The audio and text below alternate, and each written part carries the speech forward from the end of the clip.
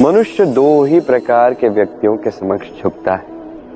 एक वो जिसका वो सम्मान करता है और एक वो जिससे वो भयभीत रहता है।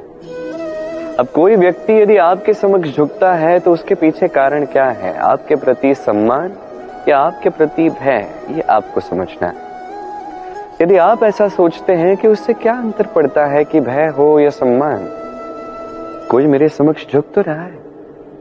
यदि ये आपकी सोच है तो आपको स्मरण करवाना चाहता, ये समय, इस समय को बदलने में समय नहीं लगता।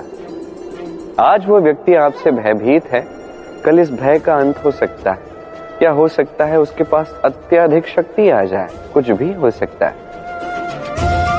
स्मरण रखिए, जो शीश भय के कारण झुकते हैं वो विरोध में सबसे पहले खड़े होते हैं, और जो शीश सम्मान में झुकते हैं वो आपके लिए शीश कटवाने के लिए भी सज्ज रहते हैं। तो सबको अपना बनाइए, किंतु भय का उपयोग करके नहीं, कर्म करके, सम्मान अर्जित करके। बस यही कीजिए और मेरे साथ प्रेम से कहिए, राधे राधे। सुई की छोर पर एक छिद्र होता है जिससे हम इस धागे को निकालते हैं, और फिर इस सुई की सहायता से ये धागा वस्त्र सिलता है। किंतु ये धागा कभी इस छिद्र में प्रवेश कर ही नहीं पाएगा यदि ये सीधा नहीं होगा।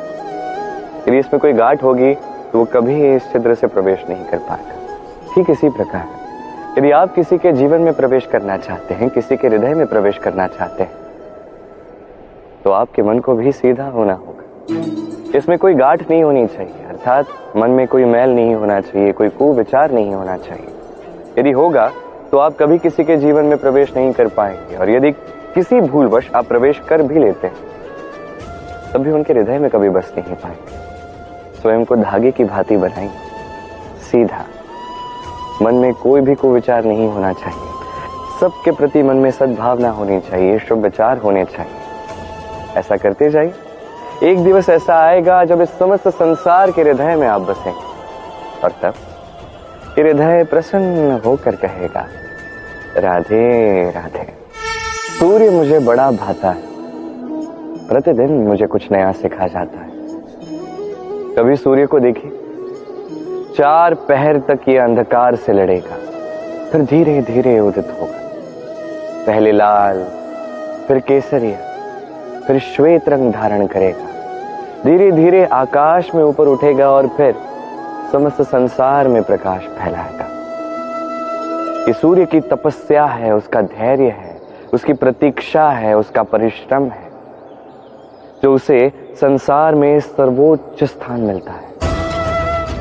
यदि आप भी इस संसार में सूर्य की भांति महान बनना चाहते हैं, सूर्य की भांति इस संसार में सर्वोच्च स्थान पाना चाहते हैं, तो आपको भी सूर्य की ही भांति तपस्या करनी होगी, प्रतीक्षा करनी होगी, धैर्य रखना होगा, परिश्रम करना होगा। तभी इस संसार में सम्मान भी मिलेगा, यश भी मिलेगा। आइए मेरे साथ प्रेम से कहिए, राधे राधे। मनुष्य वर्तमान में अपना जीवन व्यतीत करता है, और उसके जीवन में भूतकाल और भविष्यकाल दोनों का महत्व होता है।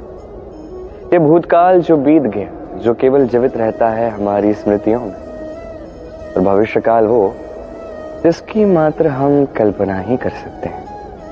अब भूतकाल की कुछ स्मृतियां ऐसी होती हैं जो हमारे लिए आनंदमयी नहीं होती, कटु होती हैं, दुखदायी होती हैं, पीड़ादायक होती हैं।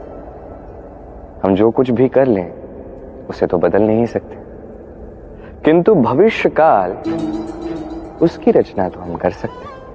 यदि आज हम श्रेष्ठ कर्म करें, यदि आज का ये दिवस हम आनंद के साथ व्यतीत करें, सुख के साथ व्यतीत करें, एक एक क्षण हम आनंद और प्रेम के साथ व्यतीत करें, आज के आपके ये कर्म आपका भविष्य निर्धारित करते हैं।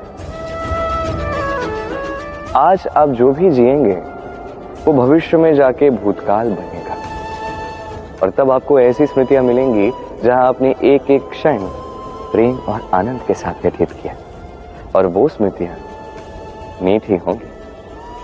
तो आज ही श्रेष्ठ और उचित कर्म कीजिए, आपको निश्चित रूप से एक उज्जवल शुद्ध, पवित्र और आनंदमयी भविष्य प्राप्त होगा। आइए मेरे साथ प्रेम से कहिए, राधे राधे।